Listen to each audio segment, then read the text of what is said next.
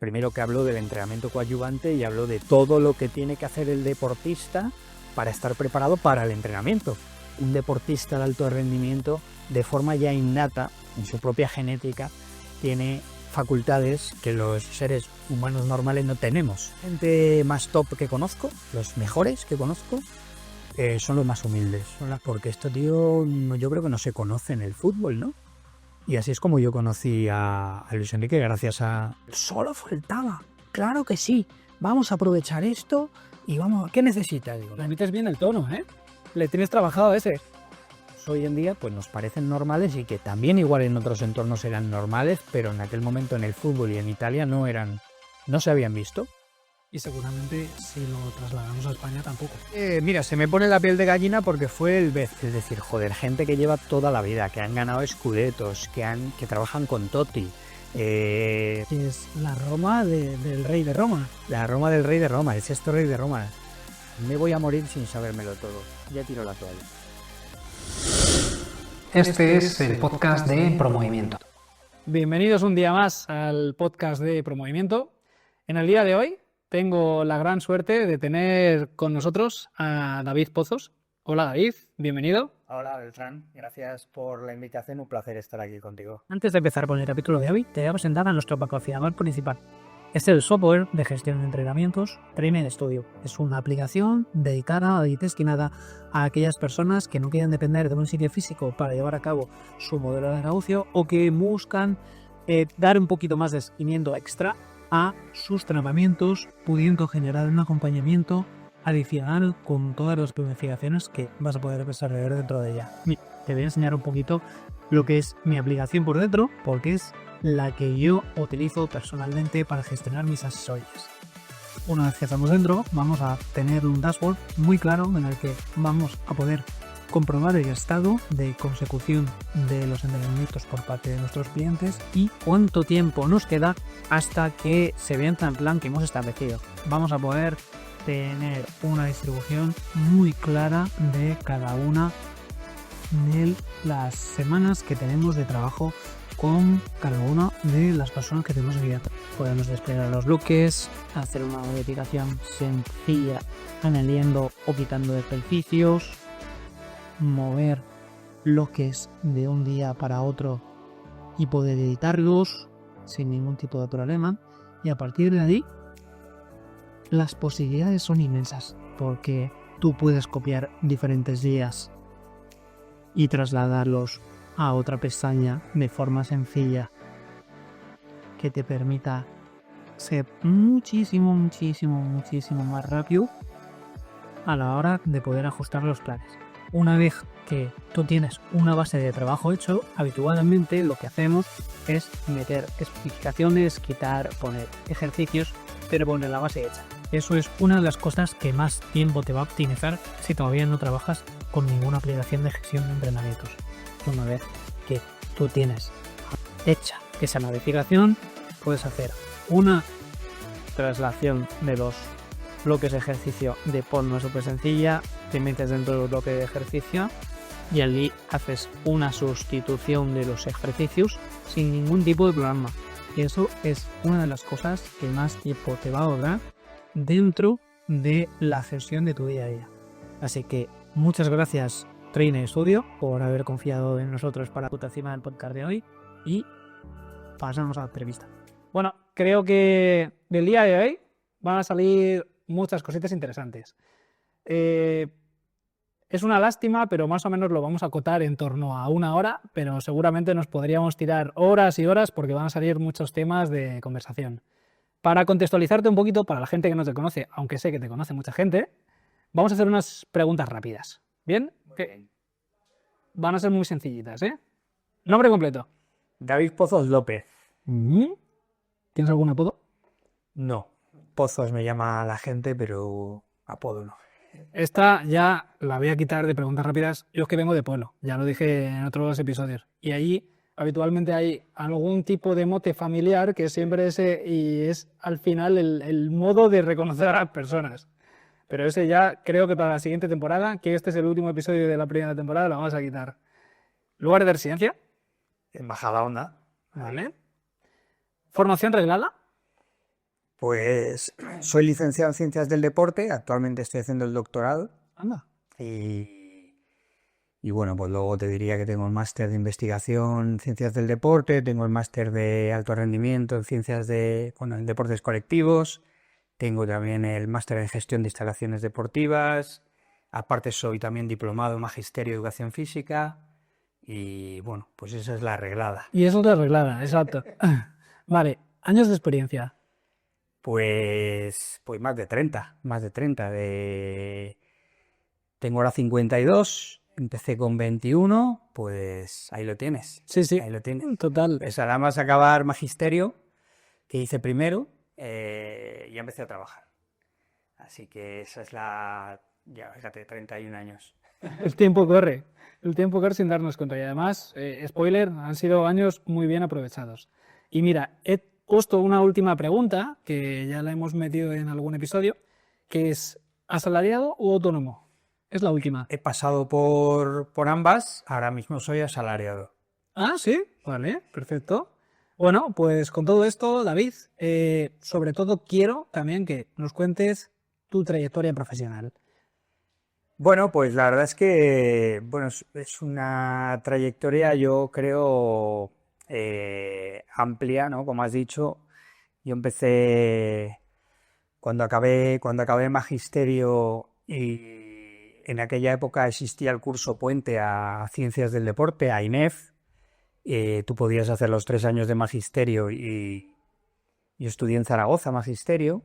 Y había un impasse de un año en el cual, pues, hasta que se aprobara ese plan de estudios para poder hacer el curso puente, yo me puse a trabajar para el Ayuntamiento de Tudela. Yo soy de Tudela, de Navarra. Un saludo para todos los tudelanos. Exactamente. Y me puse a trabajar, pues, básicamente en lo que se hace cuando empiezas, ¿no? Monitor de natación, socorrista, monitor también en las escuelas deportivas. Y esos fueron mis inicios. ¿Qué ocurrió? Que, bueno, pues afortunadamente, pues también un poco porque a mí yo creo que esto siempre ha sido muy de lo que a mí me ha gustado siempre, fue algo que me apasionó, encajé muy bien con los niños conmigo, y el ayuntamiento me ofreció, pues, presentarme a un concurso de gestión de esos servicios. Montamos una empresa con unos compañeros de allí que también eran, como yo, monitores de los cursos de natación y nos quedamos con el servicio. Eso lo que hizo es que de alguna manera me impidió en un primer momento incorporarme a ese curso puente, porque estábamos ya pues trabajando, incluso pues como te digo, como gestores de ese servicio. Ahí estuvimos trabajando unos años, 2-3 años, y muy bien. Gestionamos actividades de verano y actividades de invierno también con los colegios y demás. Muy bien. Todo, ahí pasamos por todo. Psicomotricidad, escuelas de iniciación, un poco lo que era pues lo que yo había aprendido, ¿no? Aprendizaje motor, toda la parte de esa edad de familiarización temprana y así empecé con eso, ¿no? Es verdad que enseguida apareció el fitness en mi vida, ¿no? Porque pues un día recuerdo pasando por el trayecto que va de la piscina a mi casa en Tudela, vi que en el único gimnasio que había en Tudela en aquel momento, Gimnasio California, había un cartel que se buscaba monitora de aeróbic, ¿no? Curioso. Y yo dije, oye, mira, yo he hecho magisterio, joder, yo he hecho expresión corporal, yo podría hacer clases de tonificación y igual. Bueno, pues es que, joder, tenemos una baja maternal, tenemos un periodo de 3 meses, pues si pudieras igual especializarte un poco más en esto, y es verdad que me hice un cursillo en Zaragoza del curso de monitor de aeróbic en aquel momento de la Asociación Española de Aeróbic que existían. Sí. Y así empecé con el fitness, empecé por el mundo de la antigua aeróbic, ¿no? Pero bueno, la verdad es que empecé con esto, me fue bastante bien porque en aquella era como un poco disruptivo. Te estoy hablando de que una persona que además venía del fútbol, yo he jugado al fútbol toda mi vida, y que era disruptivo que tú te pusieras a hacer esa parte, que yo lógicamente me la llevé a mi terreno, menos coreografiado, menos hacia el baile y más hacia lo que es el acondicionamiento físico con soporte musical, ¿no? Pero encajó muy bien porque, bueno, pues la verdad es que la gente entrenaba, se trabajaba y además lo hacíamos con música y de forma divertida, con lo cual, pues muy bien. A partir de ahí, es verdad que el fitness me abrió unas puertas que con lo que era la parte de escuelas deportivas estaban cerradas, ¿no? Monté mi primer gimnasio en un pueblo al lado de Tudela, Alfaro y a La Rioja, gimnasio Aerofitness. Y la verdad es que también me fue bastante bien. Me fue bastante bien. Eran los inicios en ese momento del fitness como tal, ¿no? Contextualízalo más o menos en época, porque creo que es bastante interesante. Pues mira, estamos hablando del año, prácticamente del año 90, una cosa así. Sí, por ahí. 90, sí, no, algo más, 95, 96. Sí, 95, 96, ya cuando monté el gimnasio, ¿vale?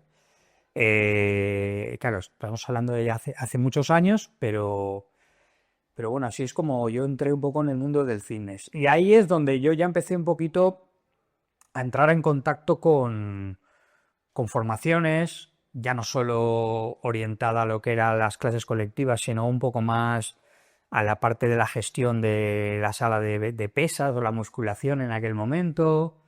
Empecé a interesarme por otros conceptos y empecé un poco a beber de fuentes que luego me han servido mucho, ¿no?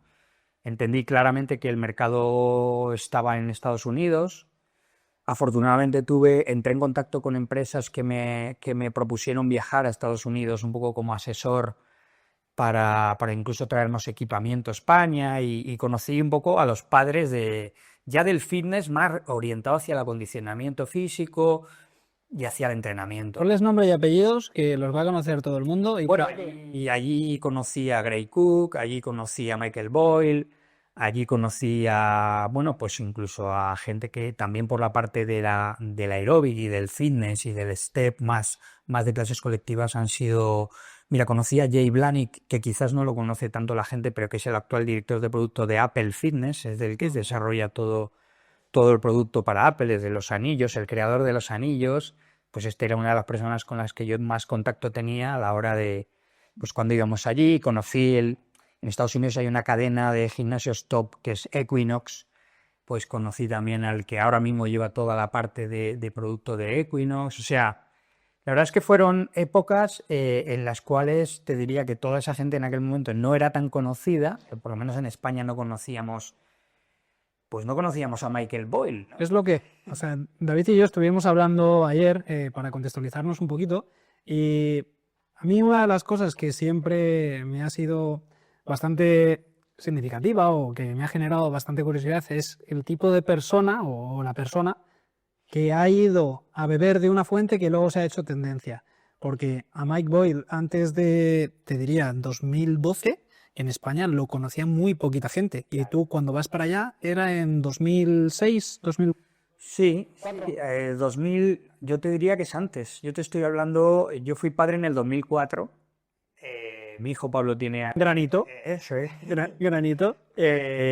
Y esto te estoy hablando que fue 10 años antes. O sea, 8 o 10 años antes. ¿En el 94? Sí, 94, 96. Yo ya estaba yendo a Estados Unidos y estaba conociendo a estas personas que en aquel momento, claro, Michael Boyle era una persona que tenía un centro y entrenaba atletas, pero no era ni mucho menos tan reconocido como lo que ha sido luego. Pero sí que es verdad que él ya era muy disruptivo en sus planteamientos, ¿no? De cómo entrenar a la gente. Yo conocí allí, ya él empezaba a hablar de la teoría del Joint by Joint, empezaba a hablar ya del concepto de el calentamiento desde otro punto de vista, más orientado pues a lo que entendemos hoy en día, los patrones de movimiento, el cuerpo como una, ¿sabes? O sea, todo este tipo de cuestiones que hoy en día ya las damos por sentados como algo que es un must. Totalmente. En aquel momento él las contaba y claro, piensa que la mayoría veníamos de una escuela pues muy clásica, ¿no? En la que habíamos estudiado los clásicos y que básicamente pues era una persona que venía a hablarnos de cosas que luego han sido tendencia y que ahora están muy instauradas, pero que en aquel momento pues a mí me llamaron mucho la atención. De hecho, me llamó tanto la atención que lo primero que hice cuando volví a España es comprarme su curso. Él tenía un curso que yo lo tengo en mi casa, en mi habitación, y es un curso en tomos impresos, y no existía internet, o sea, tú no podías comprar cursos online, pero yo tengo el primer curso de Functional Training que él sacó, y con páginas escritas que la verdad es que se lo enseñaría a la gente y es un gusto. Yo de vez en cuando lo miro y digo, joder, fíjate qué curioso que este hombre en esta época ya hablaba de esto, ¿no? Eso es una reliquia para enmarcar, ¿eh? Sí. Totalmente. Por eso lo tengo ahí, mi mujer me dice, joder, estos libros y tal. Digo, esto es una reliquia, hay que guardarlo como oro en paño. Totalmente. Y es por eso que al final Mike Boyle se ha hecho mucha tendencia, porque creo que ha tenido un contenido que ha sido muy potente y ha aportado mucho a lo que es nuestro sector del entrenamiento, de la preparación física, incluso para deportes individuales. Lo que estuvimos hablando ayer, cambiando un poco otra vez ese paradigma desde lo específico a lo general, que luego es específico para la persona.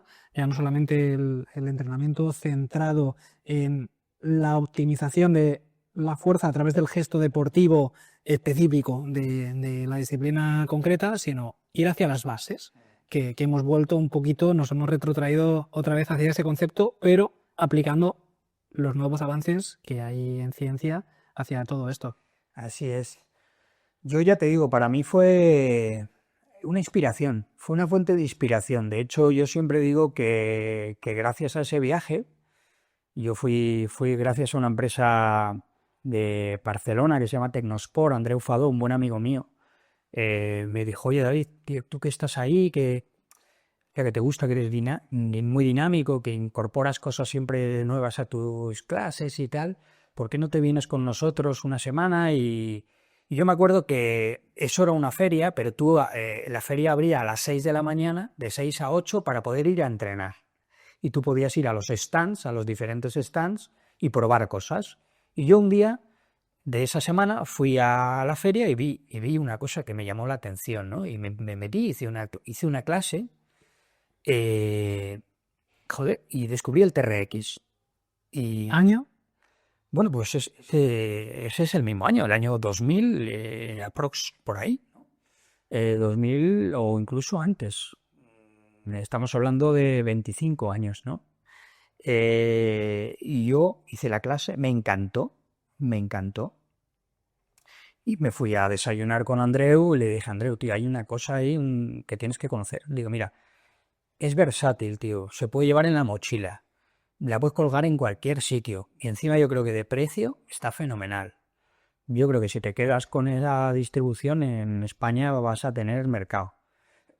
Y el tío llegó a un acuerdo con Fitness Anywhere, que era la empresa que fabricaba el TRX, y trajo el TRX para España y me dijo, oye, tú, hostia, ¿cómo llegamos a un acuerdo? Porque, tío, esto... Digo, no pasa nada. Digo, mira, si haces equipo de formadores, pues me pones ahí y yo te hago las formaciones. Y estuve 7 años formando cientos de instructores de TRX, casi cada sábado hacíamos cursos de 20 personas, era una locura cuando empezó, ¿no? Qué bueno. Y eso me abrió la puerta para el deporte de alto rendimiento, que ahora hablamos si quieres, pero para que veas un poco cómo vas un poco, por eso lo de la inspiración. Es que ese contexto me parece muy potente, porque la gente ahora da por hecho el TRX y lo tiene como algo con lo que incluso ha podido nacer en cuanto a lo que el entrenamiento se refiere. Pero es que ese es el momento en el que viene el TRX a España. Es que estamos hablando que nosotros, tú igual algún año has tenido algún hito más de desarrollo y evolución, pero hemos visto los teléfonos móviles, hemos visto el paso a los teléfonos a color. Y ese es otro hito, o sea, es el hecho de traer un material que antes no estaba en España, que ahora es súper cotidiano y ahora está implantado como cualquier otra cosa de forma natural. Sí, la verdad es que no sé si le podemos llamar visionario, pero sí que es verdad que eso era como bastante obvio. ¿Por qué?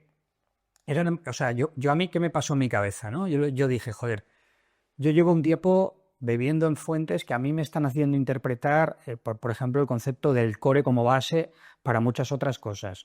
Estoy empezando a entender el por qué empezar por esos conceptos básicos de primero la estabilidad y la movilidad y a partir de ahí irte hacia el movimiento y luego ya aplicarle otro tipo de estímulos. Joder, y esta gente ha hecho una herramienta de trabajo que me permite hacer esto. Y es una herramienta de trabajo que primero pasa por el núcleo y a partir de ahí vas a las extremidades y que te permite además, si tienes un concepto ya teórico que eres capaz de explicarlo, transmitirlo a través de la práctica y que el usuario lo perciba.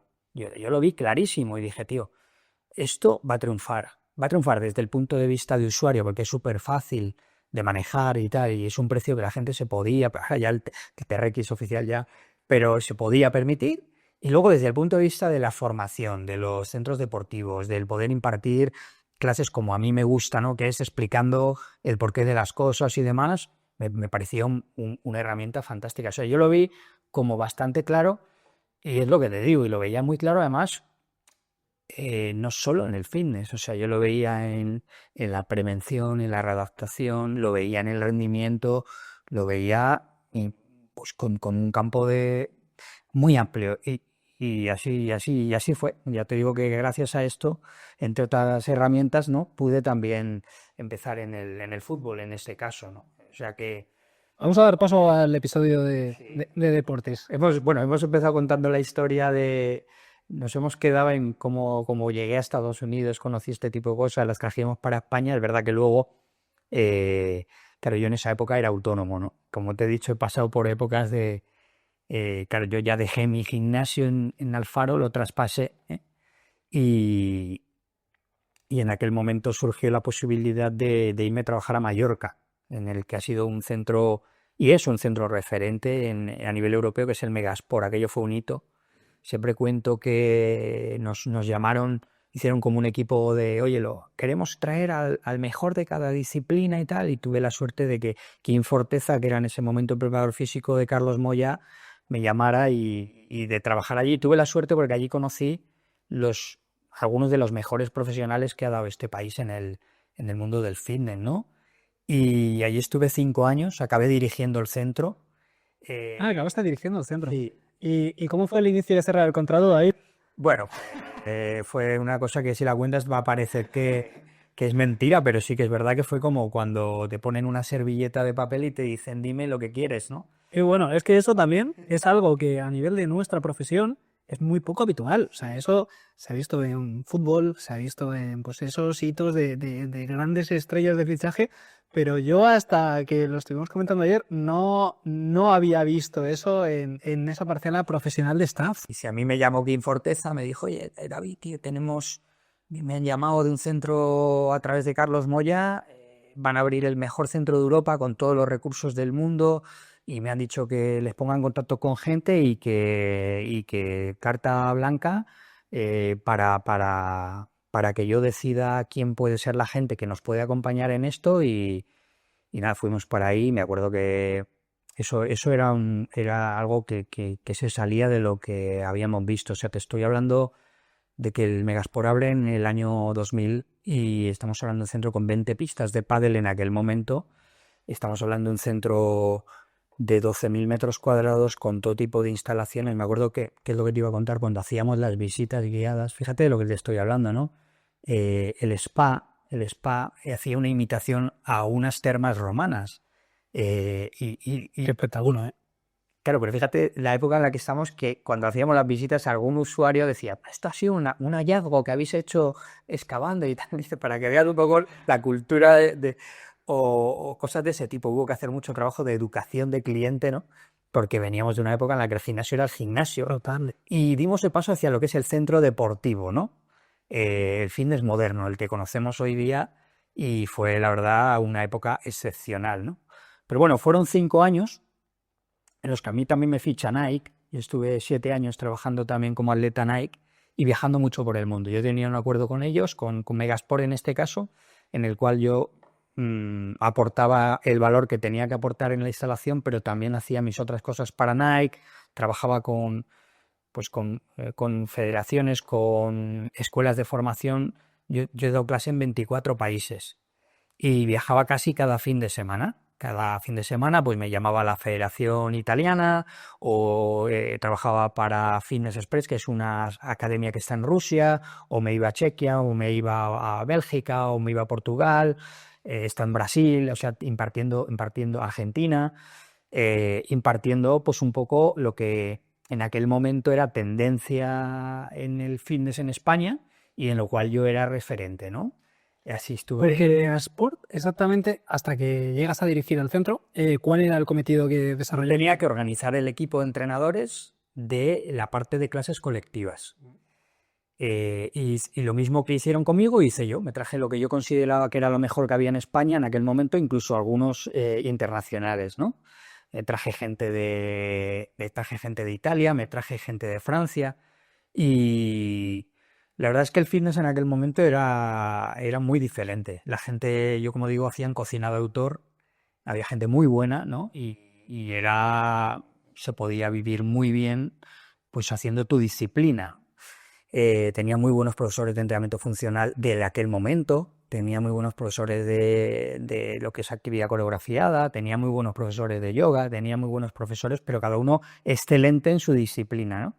Y con recursos, pues al final pude hacer un gran equipo que fue la verdad un hito en la isla, ¿no? Luego me acuerdo que, fíjate, yo estaba con el equipo de Nike y Nike llegó a fichar a 3 personas más del equipo de Megasport para un poco pues poder representar a través de esas disciplinas la marca en España, ¿no? Así que esa fue la época de Mallorca y la verdad es que, bueno, seguía viajando a Estados Unidos mucho, casi cada verano.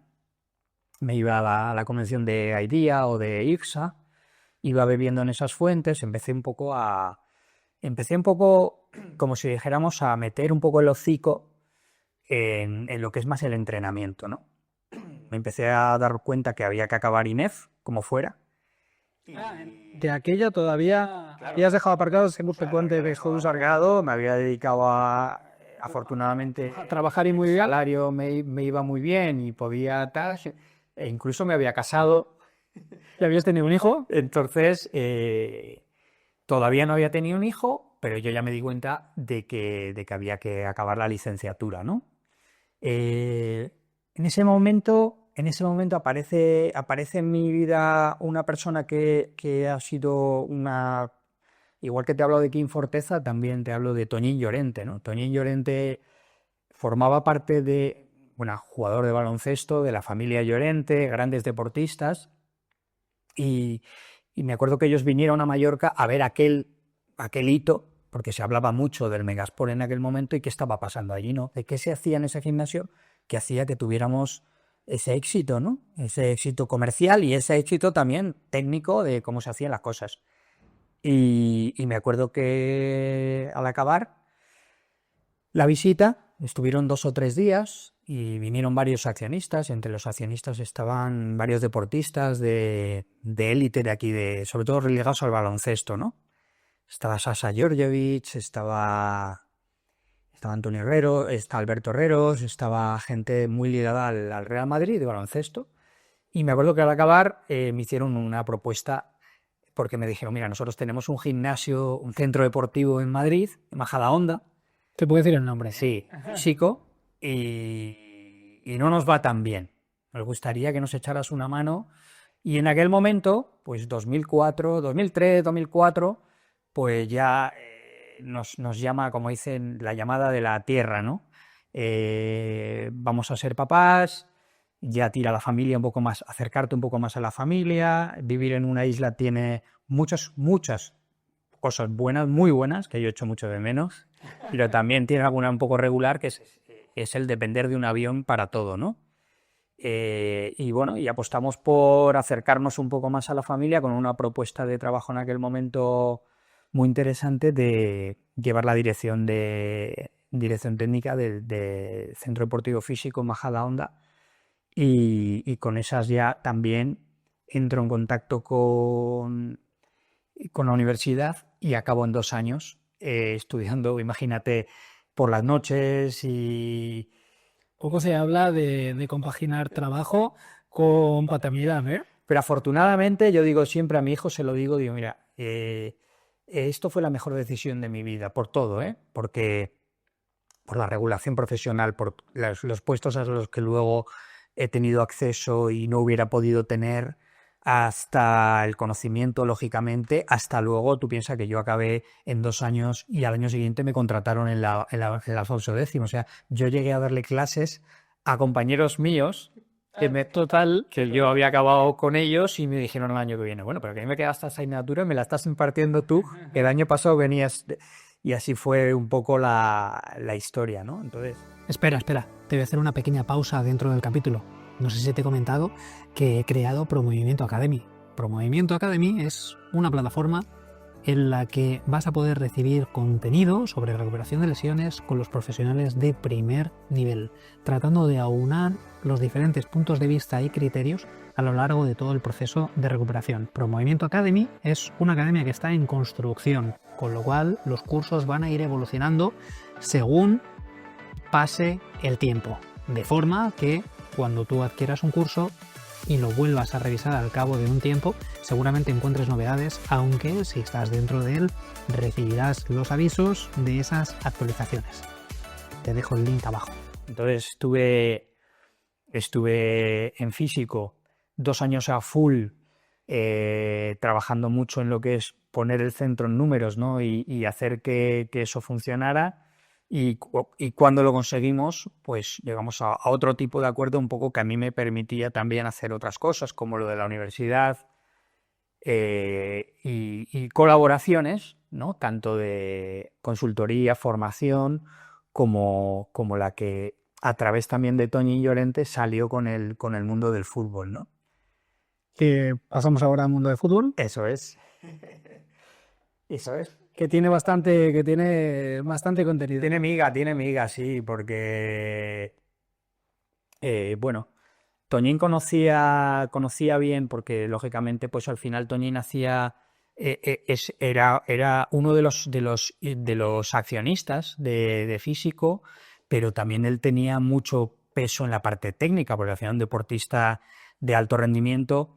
Y él conocía un poco lo que yo iba incorporando, ¿no? A nivel de nuevas tendencias, y vio el TRX casi llegar a España, y vio cuando empecé a hablarle del trabajo con elásticos o con las kettlebells, empezó tal, me lo llevé a un viaje, y él dijo, joder, tío, yo creo que esto, tío, tenemos que hablar a Luis Enrique de esto, porque esto, tío, yo creo que no se conoce en el fútbol, ¿no?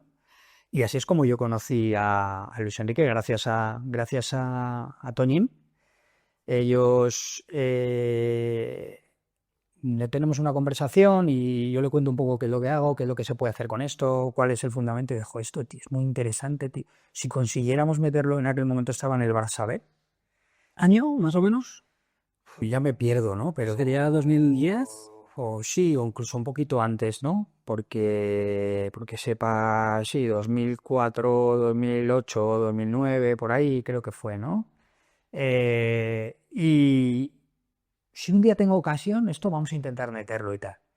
Y efectivamente, cuando se fueron a firmar en la Roma... Además, Luis, que la gente que haya conocido un poquito de él, ya sea a través del documental, sabemos que es una persona que le encanta el ejercicio y que es una persona que lo tiene integrado completamente dentro de su vida, con lo cual ahí es algo más sencillo hablar a una persona que es muy pro ejercicio, muy pro movimiento, que así ya meto también la cuña de Lander. Está muy bien, muy bien.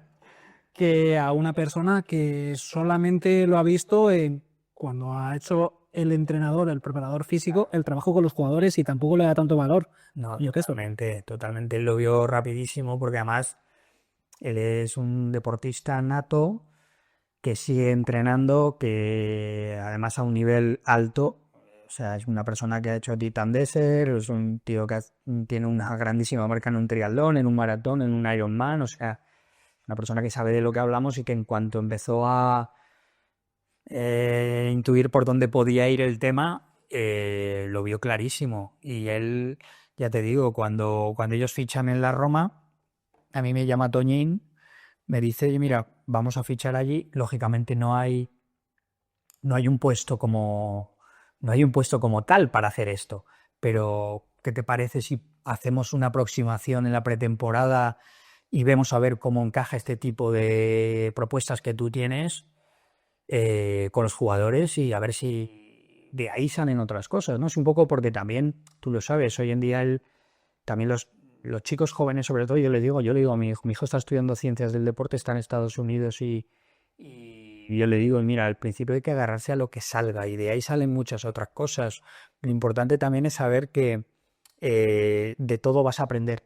Y yo me fui para allí, me acuerdo que me cogí un avión y me fui para allí y llegué a Riscone di Brunico en los Dolomitas y me presenté donde me habían dicho, que era en los campos de entrenamiento, habían montado una carpa y me dijeron, bueno, pues ahí vas a estar tú. Tú ponte ahí con tus artilugios y vamos a ver si de forma voluntaria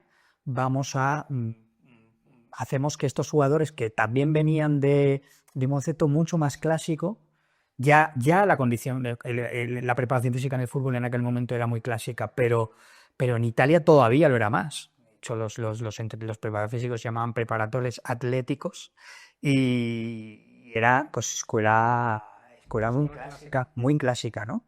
Yo me acuerdo que llegamos allí, colocamos los TRX, colocamos las kettlebells, colocamos alguna polea cónica, colocamos tal y no se acercaban ni a tocarla, ¿no? Y la verdad fue un aprendizaje porque el propio Luis, cuando ya llevábamos yo me acuerdo un par de días y veía que aquello no arrancaba, me dijo, oye, vamos a hacer una cosa, montamos un circuito y lo hacemos nosotros. Entrenamos nosotros, después prepara un entrenamiento y bueno, estaba el propio Luis, pero estaba Rafael Por, estaba Roberto Moreno, estaba Iván de la Peña, que estaba en aquel momento en el staff, y luego, lógicamente, algunos de los miembros del staff también italianos, ¿no? Y cuando acabamos, se fueron acercando jugadores, el cuerpo médico. Claro, estaban viendo cosas que a nosotros hoy en día pues nos parecen normales y que también igual en otros entornos eran normales, pero en aquel momento en el fútbol y en Italia no se habían visto. Y seguramente si lo trasladamos a España tampoco, por esas fechas.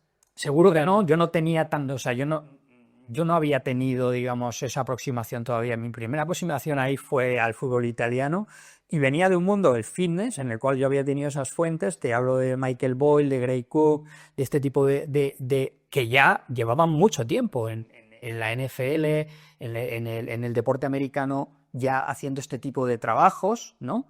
De calidad, lo que hablas, ¿no? Del movimiento, de entender que al final llegamos a la aplicación, pero desde dónde venimos. Hostia, y esto sonaba, hostia, según qué entornos, esto sonaba hasta un poco, cuidado con lo que dices, ¿no? Y Sobre todo en el concepto de fútbol, claro, para la gente que no está metida dentro de todo eso, cualquier cosa que se salga un poquito de los esquemas habituales ya se ve como rechazo de primeras, porque no es lo que he hecho siempre hasta llegar a ese punto, y como ser humanos que somos, todo lo nuevo que genera ese desconocimiento pues se acaba de primeras rechazando, aunque luego poquito a poco se vaya introduciendo. así es, si no sé si por defensa o por protección o por un poco falta de esa humildad que hace falta siempre para saber que no sabemos nada, ¿no? O sea, yo siempre he dicho lo mismo, digo, mira, yo la gente más top que conozco, los mejores que conozco, son los más humildes, son la gente que cuando tú cuentas algo siempre está más atenta, siempre pregunta más, siempre quiere saber algo más. Esa es la gente, y normalmente la gente que desconoce más son los que se cree que se lo saben todo, precisamente por ese desconocimiento. Yo siempre le digo a mi mujer, yo madrugo mucho, porque si no, yo digo, mira, pero ya me he dado cuenta, me levanto a las 5. Pero llevas, ¿eh? Sí, Porque juegas bastante. tengo que entrenar, porque tal, pero ya le he dicho a mi mujer, mira, Tere, yo ya me he dado cuenta que ya a mí me voy a morir sin sabérmelo todo. Ya tiro la toalla. A ver, no te da tiempo, ya es igual. Ya Así que ahora te levantas a las 6. no, me lo acaba igual, pero ya he asumido que no te va a dar tiempo a sabértelo todo, ¿no? Porque es verdad que cuanto más te metes en un tema, pues más te das cuenta que no tienes ni idea y que tienes que... Totalmente. Y esto Pues la verdad es que fue un aprendizaje porque al acabar ese circuito que te cuento, ese entrenamiento, se acercaron 3 de los preparadores atléticos de toda la vida, gente que llevaba de 10 y 12 años en la Roma, ¿no? De hecho, uno de ellos era Aurelio Andreazzoli, que es luego el que se queda de primer entrenador de la Roma, que en aquel momento Era prepa. él era prepa. Y a Luis Enrique lo sustituye, no recuerdo ahora otra persona, y luego hay un periodo interino en el que Aurelio entra de primer entrenador y luego se va a Siena o ha hecho carrera como primer entrenador, y él es uno de los que se acuerda, de los que se acerca. Conmigo tengo una foto de ese día que tengo en mi habitación con un recuerdo fantástico y me dicen los 3, oye tío, ¿esto que has hecho? ¿Pero esto qué es? O sea, esto nos ha encantado, nos ha gustado muchísimo y nos gustaría saber más de esto, ¿no? Y yo, Qué bueno, ¿eh? claro, Al final vas ahí a un entorno que no conoces, con gente que no conoces, pues simplemente con la humildad de enseñar el trabajo y que te lo reconozcan, pues.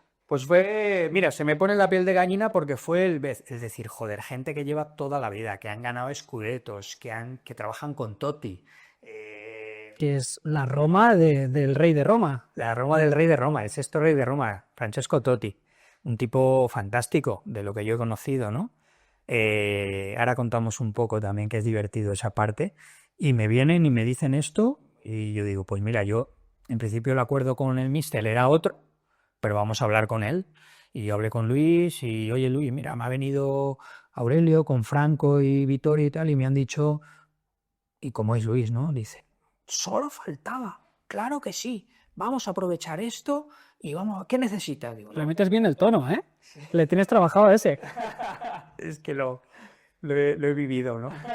Lo he vivido ayer. El día que ganó la Champions, hace un par de semanas, me acordé mucho que cuando acabó esa época, yo le mandé a Luis un email con un documento, es una historia del Luis que yo conocí, ¿no? Y del personaje. Y el otro día me acordé y lo rescaté, ahora que está tal, de cómo la gente que ha vivido su historia personal y ha sido capaz un poco de entender la persona que hay detrás, y dije, joder, tío, es verdad que aquí yo ya contaba muchas de esas cosas de lo que veía en esa persona, ¿no? Pero bueno, es verdad que lo que te digo, él me dijo, venga, para adelante, ¿qué necesitas? Digo, no sé, pues vamos a hacer como una formación y vamos a documentar todo esto con vídeo. Pusimos el equipo de CAP y hicimos unas formaciones y lo fuimos grabando en vídeo y demás, y se quedó. Mi colaboración en aquel momento era, oye, en la pretemporada y vienes y tal. Y luego es verdad que volví, que me demandaron un par de veces más y estuve yendo pues en periodos, pues en Navidades, en Semana Santa, que yo tenía igual menos trabajo, que me podía compaginar aquí en España, y estuve en esa temporada. Así fue como entré en contacto con Luis, con Rafael Paul y con un poco el staff de lo que luego ha sido pues ese staff vincente, ¿no? Que dicen en Italia, que acaba de ganar la Champions. Total. Sí. Entonces, pues bueno, eso es como yo entro un poco en el fútbol, ¿no? Para que veas la historia. Yo creo que después de la salida de Luis de la Roma, él hace un año sabático, creo. Y cuando va al Celta, pues él me llama directamente. Me llama Luis y me dice, oye, ¿te parece que hagamos algo en pretemporada y probamos también y vemos un poco y tal? Y me fui para allí, pero en aquel momento no encajó tan bien.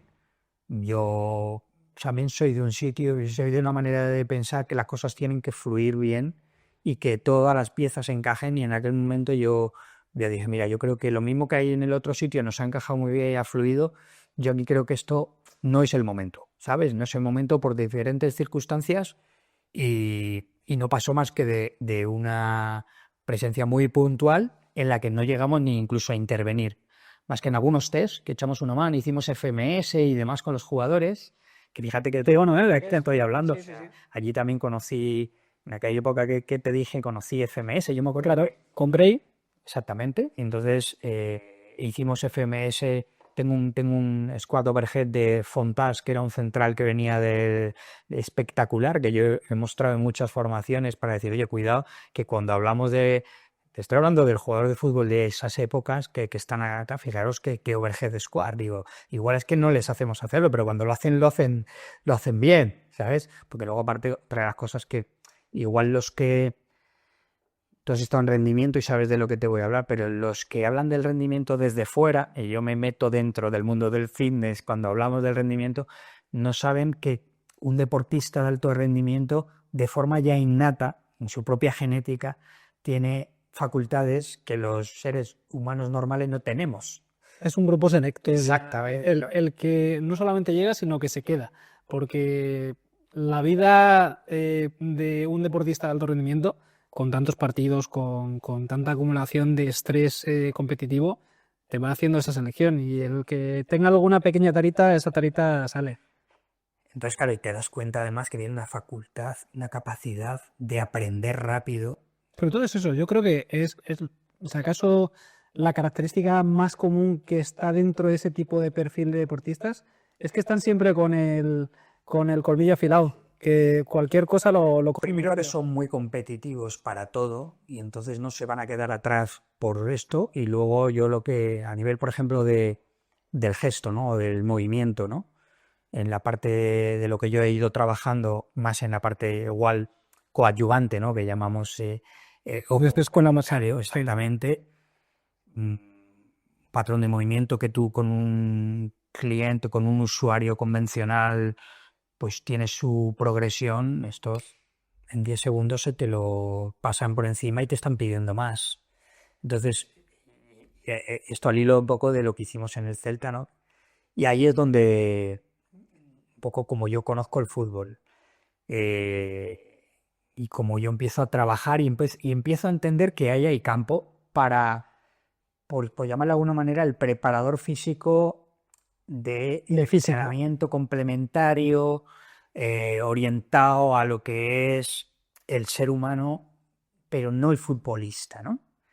Que era un poco disruptivo en aquel momento, ¿no? Porque totalmente era la época en la que se había ganado todo con los chiquititos, y era la época del contexto del juego y todo tenía que ir al campo y está muy bien. El microciclo integrado, la periodización táctica, es donde empiezan a subir todas esas escuelas. Y eso es así, y yo cero, pero creo que también lo otro ayuda, ¿no? De hecho, yo creo que uno de los grandes malentendidos, ¿no? Cuando se habla de Paco Seirulo y se habla de sin el conocimiento real, Paco Seirulo es el primero que habló del entrenamiento coadyuvante y habló de todo lo que tiene que hacer el deportista para estar preparado para el entrenamiento y para la competición, ¿no? Que es todo eso que hacemos antes, después, que tiene que ver con, pues, ya no solo la preparación para el movimiento o el trabajo complementario, sino los procesos de restauración, o todo esto.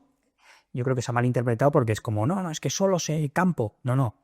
Luego hay una serie de cosas que no se ven, que suceden, no es que no sucedan, no se muestran en las cámaras y no está en la metodología como tal, pero sí, está escrito, ¿no? Hay bastante argumento para poder leer sobre de lo que te estoy hablando, ¿no? Y además, David lo dice con bastante conocimiento de causa porque también coincidiste dentro de etapa en Barça, que ahora es donde llegaremos desde el Celta. Pues sí, también hay cuando... Bueno, yo en todo esto que te digo, yo sigo compaginando con mi trabajo en el fitness, con mi gestión aquí en el físico Majadahonda, con mi trabajo como formador también, un poco para diferentes entidades, pero sigo haciendo mis colaboraciones, ¿no? En ese momento, Luis, fichan por el Barcelona y yo recuerdo también una llamada en la que él me propone, hay un proyecto en el Fútbol Club Barcelona que en ese momento están haciendo, que es el Barça Innovation Hub, que está muy ligado al área de rendimiento, y me propone hacer una reunión con el doctor Medina, que es un poco el jefe en aquel momento de la parte de los servicios médicos, intentar entender lo que yo pudiera llegar a aportar, que a ellos les había parecido como bastante disruptivo, y me acuerdo que fui allí, estuve en aquel momento, imagínate, estaba Neymar, estaba Messi, estaba... Un Barça, claro, y era el momento, ¿no? El momento del... se fue el equipo del... De la MSN. Exactamente, ¿no? Y me acuerdo que me reuní y me dijo, mira, yo creo que en este proyecto, hostia, podrías aportarnos mucho porque nosotros aquí tenemos un doble fin. Primero, formar a los equipos técnicos, tanto fisioterapeutas como preparadores físicos de todas las áreas, fútbol sala, baloncesto, balonmano, fútbol, hockey, todas las áreas. Y luego, por otro lado, esta es la parte de formación, y luego, por otro lado, también nosotros esto luego lo vendemos, ¿no? O sea, que nos gustaría ver... este era un proyecto que lideraba Joan Ramon Tarragó dentro de la dirección del área de Sport Performance de rendimiento del Barcelona, y luego Francescos estaba también llevando la parte de fuerza, por decirlo de alguna manera, del primer equipo. Y bueno, y entro en contacto con ellos, hacemos unas primeras semanas en las que la primera formación era patrones de movimiento aplicados al entrenamiento, y la verdad es que, mira, pues es un poco lo que te decía, ¿no? Tú imagínate, pues una persona que sí, con sus experiencias puntuales en la Roma y en el Celta, con su relación con el fútbol un poco desde fuera y tal, se planta delante de 50 personas De diferentes disciplinas.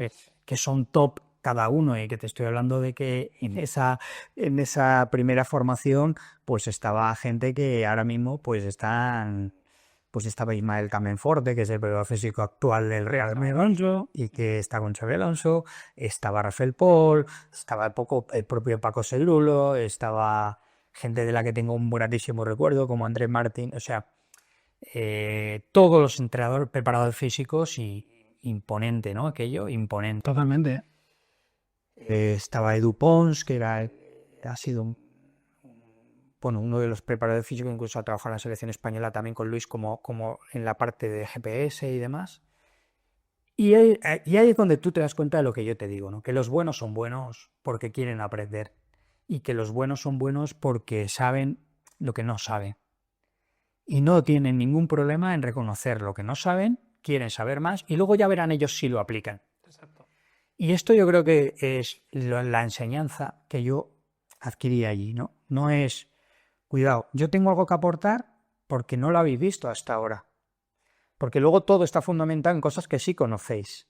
Porque esto al final está todo ligado con la anatomía, con la biomecánica funcional, con la fisiología, el ejercicio, con la teoría, el entrenamiento. Eso son las bases. A partir de ahí lo que yo os voy a dar es una metodología de trabajo que no es cerrada, sino que se puede adaptar, y vosotros veréis si la aplicáis, ¿no?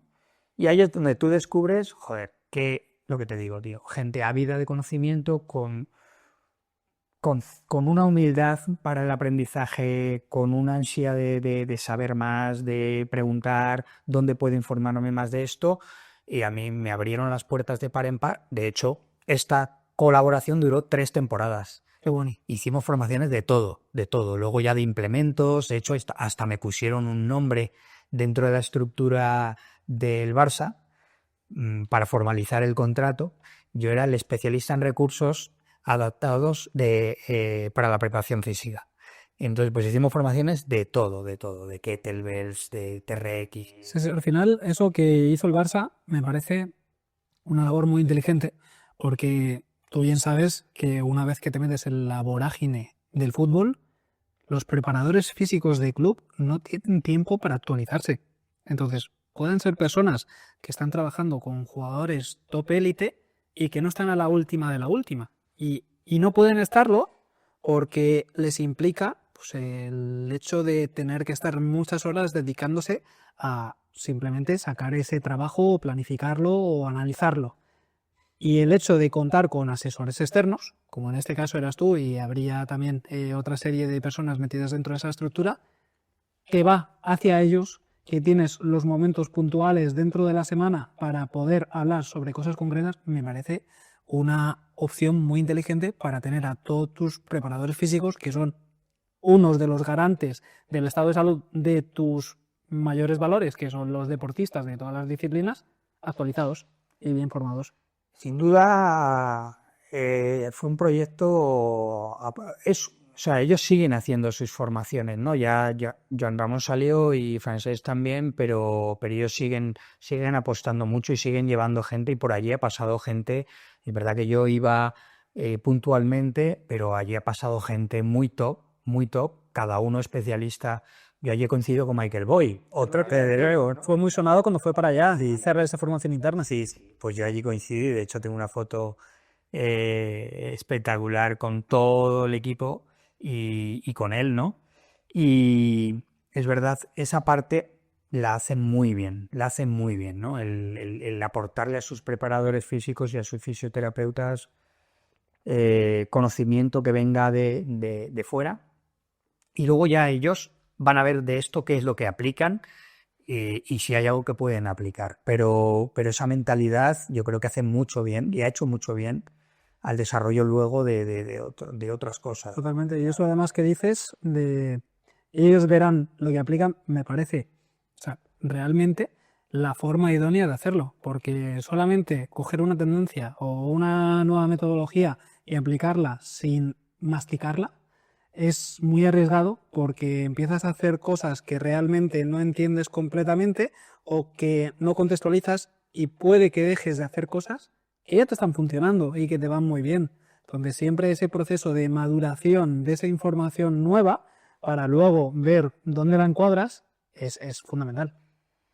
Sin duda, o sea, yo pienso que aquí en este ejemplo que estamos hablando ahora, o sea, para mí ejemplifica mucho el éxito o el fracaso que pueden tener individuos o incluso empresas y clubes en su desarrollo futuro, que es entender en lo que yo soy bueno y soy muy bueno, y también en lo que hay gente por ahí que me puede ayudar. A partir de ahí protejo en lo que yo soy muy bueno y lo sigo desarrollando, y luego me enriquezco con humildad suficiente como para decir, venga, y luego mío, y luego propio, y entonces al final enriquezco mi propia metodología, porque al final yo creo que esto es el fin último que ha concebido en este caso el FC Barcelona, es que afortunadamente han sido capaces de enriquecer esa metodología sin perder la identidad. Eso es muy importante, ¿no? No es que ahora sea una amalgama, no. La identidad se mantiene. Es un club que hace las cosas de forma muy particulares, con una identidad muy propia, mundialmente conocida, y nadie al cual tú le vas a preguntar en donde sea te va a decir, no, es que esto ha cambiado porque vino fulano a decir, no ha cambiado nada. Se ha integrado lo que haya que integrar, que ellos han entendido que tiene sentido dentro de su línea metodológica. Y esto a mí me ha parecido un gran ejemplo de lo que es la capacidad de crecimiento e innovación con una visión, pues desde el saber que no se sabe todo, ¿no? Entonces, yo que también, pues, afortunadamente convivo con muchos profesionales y redundo en lo que te he dicho anteriormente, el gran error que tienen muchos es eso, el decir, yo ya está, yo con lo mío ya tengo todo. Es que hoy sí te vale, pero es que mañana esto te ha pasado una ola por encima y ya... Totalmente. Sí, exacto. Y es lo que le puede pasar a ciertos jugadores ya de un perfil alto, pero de una edad también un poquito más avanzada respecto del entrenamiento. Ahora están llegando las nuevas hordas de jóvenes muy atléticos que físicamente son unas bombas. Y si esos jugadores no aprietan un poquito el acelerador y toman nota de ese cuidado extra o de ese trabajo adicional, pues pueden empezar a verse relegados un poquito. Sin duda. Bueno, yo creo que, fíjate lo que te digo, yo creo que ahora ya, estamos en 2025, yo creo que ahora ya como que esto está asumido mucho más. Hace unos años, y no mucho más de 5 o 6 años, era como, bueno, sí, pero a ver qué me vas a hacer, ¿no? No, porque o sea, había cierta reticencia, era un tema cultural, claramente cultural, porque Patrick Mahomes no se plantea que cuando acaba la temporada en el off-season no tiene que hacerse un trabajo menos específico y más genérico para estar preparado para lo que le viene después, además en un entorno de competición que, ahora hablamos, que imposibilita la aplicación de ciertos estímulos en el microciclo. Con lo cual, Pero incluso a él, porque yo sí que he visto el documental de Quarterbacks de Netflix, en el que aparece Patrick, y Patrick tiene un preparador físico particular, en el que trabajan todo esto en función también pues, de lo que es el microciclo de la semana. pasa que el concepto en esto no hay secreto, es diferente porque al final ellos en esto van un paso más allá. Primero que tienen temporadas de 6 meses o poco más, si haces playoff y tal y cual, y luego tienes 3 meses en los cuales el jugador no hace nada, ¿no? ¿Eso qué quiere decir? Que no hay competición, no es que no ha ganado, no hay competición. Y eso determina pues la capacidad que tú tienes, las posibilidades que tú tienes para hacer este tipo de trabajos. Y luego a partir de ahí, yo, no lo hemos hablado, pero yo también he entrenado a José Manuel Calderón. Anda, eso no lo sabía, ¿eh? Sí, cuando él venía, pues gracias a Joan Ramón Tarragó, que era su preparador físico personal, cuando yo empecé a colaborar con ellos en el Barça, Joan Ramón me dijo, oye, mira, viene José a Villanueva de la Serena todo el verano. Tiene allí, él es de ahí y necesito organizarle todo el verano, pero claro, yo no puedo ir de Barcelona todas las semanas. Necesito que me des disponibilidad para, de forma, pues lógicamente coordinada, que puedas ir algunas semanas tú. Y estuve yendo durante, yo creo que fueron 3 veranos, allí a Villanueva de la Serena a trabajar con José, ¿no? Pero bueno, Y es un poco lo que te digo. Ellos al final, cuando a ti José lo que te dice es, mira, a mí el día 1 que yo llegue, aunque se llame pretemporada, a ti te dicen, tú tienes que llegar ya a este nivel. Y si no llegas a este nivel, a mí no me preocupa, no vas a jugar. O sea, este es el nivel que tú tienes que tener. Y luego, no te creas que yo voy a perder ni un solo minuto durante las sesiones de entrenamiento para a ti ponerte en forma o para hacerte trabajo de recuperación. No, eso es una cosa tuya. Eso viene contigo. Tú sabrás quién tienes alrededor, cuál es tu staff técnico, la gente que te acompaña, pero el nivel de exigencia es este en los entrenamientos. Entonces ya ellos lo ven diferente. y eso es algo que en fútbol no se dice, o por lo menos no se ha dicho mucho hasta ahora, pero se aplica. O sea, tú llegas en pretemporada como un cañón, que ya cada vez más los jugadores están empleando pues, unos días de descanso y de relax, pero a partir de ahí se pone a entrenar. Tú llegas como un cañón, o igual en esos primeros partidos de pretemporada no empiezas a salir tanto. Y alguien, casualmente, que sí que ha llegado bien físicamente, empieza a jugar y no lo hace mal, y el equipo gana, y el entrenador empieza a generar un poquito de confianza. Entonces ahí está dentro de cada uno. Yo creo que el fútbol tiene que dar ese paso. Yo creo que el fútbol tiene que quitarse ese complejo y tiene que dar el paso de entender que no da tiempo y no hay recursos suficientes como para entrenar a 25 o 30 jugadores o preparar a 25 o 30 jugadores con el nivel de exigencia que tiene hoy en día el fútbol, con el número de preparadores físicos que hay en un staff. Y hay bastantes, pero aún así no llegas. Si lo quieres hacer tan específico como implica un jugador que cobra tanto dinero. Claro, tiene que haber uno por cada individuo. O sea, y yo creo que el fútbol tiene que dar ese paso a decir, oye, vamos a ver cómo lo hacemos para que de forma coordinada a nivel de cargas seamos capaces de que el jugador tenga su entorno y tenga ese entorno que colabore con nosotros para tener al jugador en las condiciones más óptimas posible de disponibilidad en base a lo que necesitamos, ¿no? Y a los minutos que ha jugado, y a los metros que ha corrido, y a la intensidad a lo que les ha recorrido, marcación, y de esa forma, pues yo creo que es como a lo que tenemos que ir, que es como ya se trabaja, pues repito, en otros países y en otros deportes, ¿no? Porque es que si no... Acabará llegando. Esto es como todo. Hemos sido siempre estela de esa influencia de Estados Unidos y al final acabará llegando. Yo creo que acabará llegando sin duda, pero es lo que te digo, o sea, yo creo que el deporte, al final el fútbol tiene que dar ese paso de alguna manera de naturalizar lo que ahora mismo se hace y no se naturaliza. Yo cuando estaba ya en el primer equipo en el Barcelona, que ahora ya llegamos a esto, una de mis labores era coordinar a los preparadores físicos o entrenadores personales de los jugadores. De los externos que estamos hablando. Esa era una de mis roles, de mis responsabilidades, ¿no? Y y por eso te digo que conozco bien ese mundo y creo que hay que naturalizarlo y hacerlo para que de forma natural sea todo, tenga todo mucho más sentido.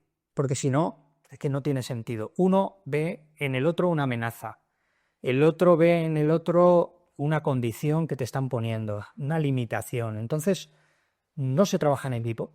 De cara al jugador, no. Totalmente, ¿eh? Y al final el que sale tantificado es el club, porque si el jugador tiene estímulos de un lado y de otro, no recibe todo lo que necesita o no está lo suficientemente a gusto y feliz con esa gestión, pues al final puede haber una bajada de rendimiento que sea en detrimento del equipo.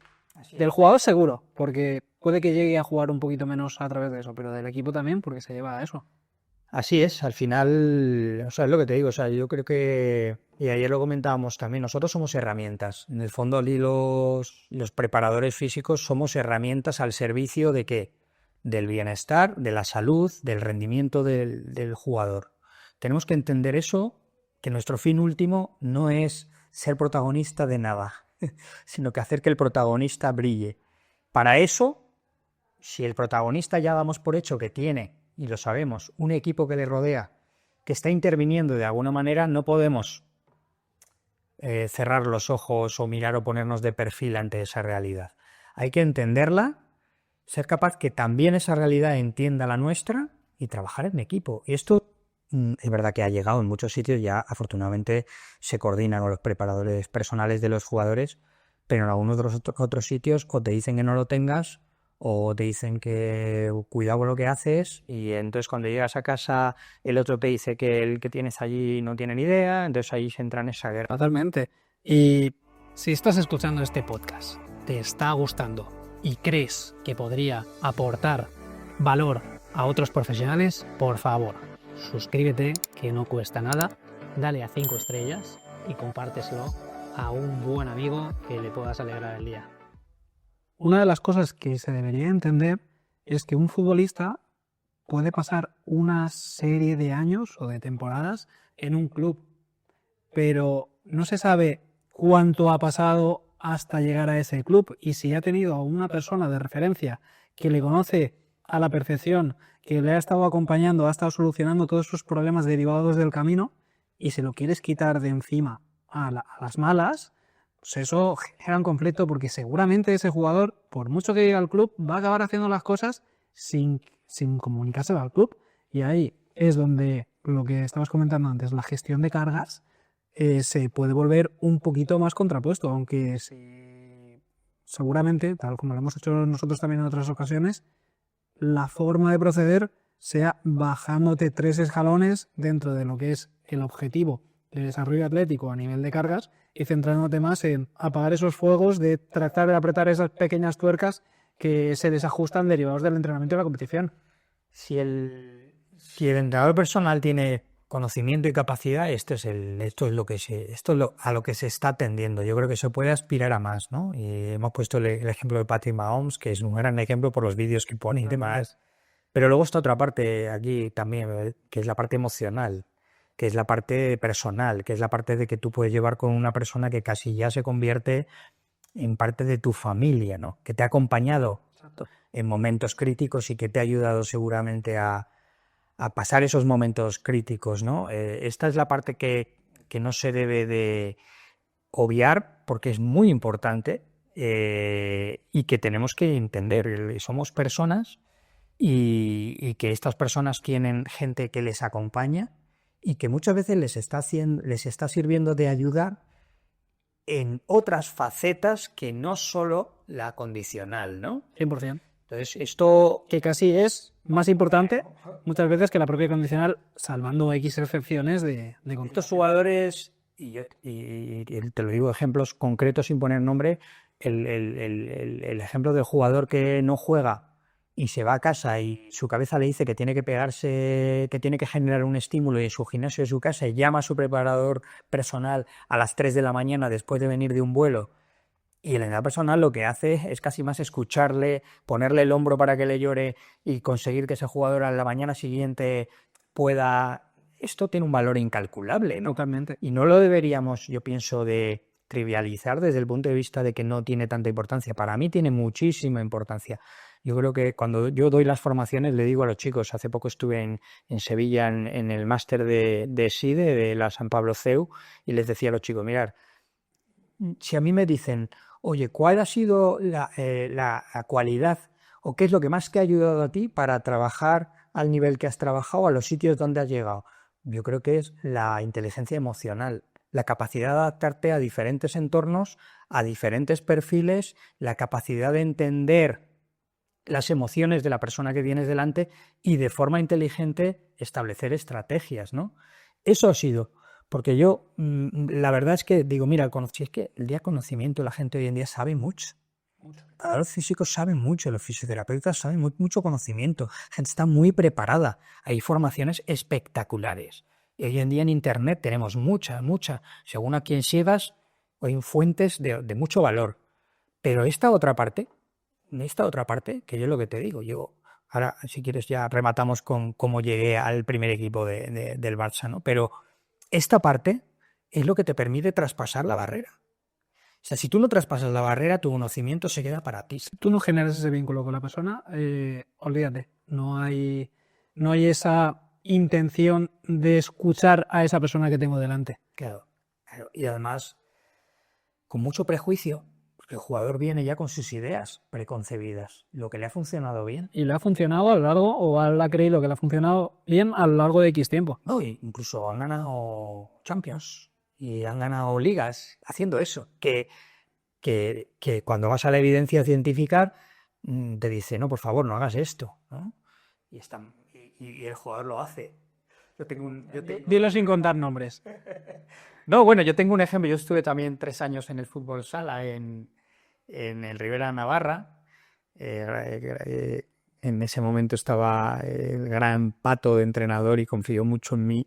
Y una de las cosas que empecé a trabajar es, pues, cómo teníamos poco tiempo para trabajar, el fútbol sala, aunque sea profesional, es semiprofesional, porque los jugadores sí viven de salarios, sí ven de esto, pero tienen salarios. Entonces tienes que intentar. Entonces yo lo que hacía era utilizar las preparaciones al movimiento para meter mucho concepto de core, de flexibilidad dinámica, de patrones de movimiento, de enseñarles a moverse, ¿no? Y yo me acuerdo que había un jugador internacional que venía y al acabar toda esta primera fase siempre se hacía sus estiramientos estáticos, sus 10 minutos con su colchoneta, pues y yo decía, a mí se me llevaban los demonios, ¿no? Porque yo decía, joder, estoy intentando evolucionar todo esto y el tío su colchoneta y otra vez, y yo le decía, oye, anda, fulano, no, pero bueno, es que a mí esto me ha ido muy bien siempre, yo esto tal. Y yo me acuerdo, un día cogí, me metí en mi ordenador, puse un pendrive y le puse todos los papers que encontré respecto a la evidencia que había de la comparativa de la flexibilidad dinámica entre el estiramiento asistido, el estiramiento mantenido, todo lo que él hacía, ¿no? Y me acuerdo que pasaron, no sé, te diría 8 o 10 días y dejó de hacerlo. Nunca me dijo nada, pero la verdad que era un tipo que le gustaba leer mucho y en inglés, estaba estudiando económicas y empresariales. Si nos ve, sabrá de quién hablo y ha hecho una carrera excepcional. Es un tipo además fantástico, pero dejó de hacerlo y nunca me dijo, oye, gracias por esto. Pero por eso te digo, ¿no? El hecho de decir, oye, que si yo aquel día yo invado su ego de jugador franquicia que llega habiendo ganado todo internacional y le digo, oye, mira, no, para su cabeza, mira, no tienes ni idea porque eso no se hace, él, ¿qué hubiera pensado? Bueno, pues este chaval, ¿qué me va a contar a mí? Totalmente. ¿Con quién ha patado ¿no?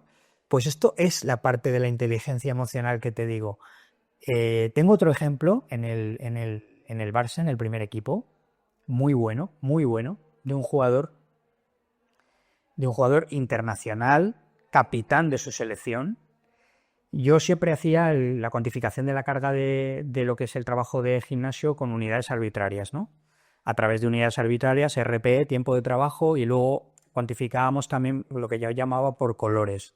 En función del tipo de trabajo le dábamos un color u otro, ¿no? No es lo mismo hacer un trabajo orientado a la regeneración que a la activación, o un trabajo analítico que un trabajo igual más funcional, o uno de preparación al movimiento. Y para poner en contexto, al final, eso es una forma muy sencilla para cuantificar si no tienes recursos, grandes recursos, porque solo necesitas preguntar a un jugador cuál es tu percepción del esfuerzo y multiplicarlo por el tiempo que ha estado haciendo ese tipo de esfuerzo.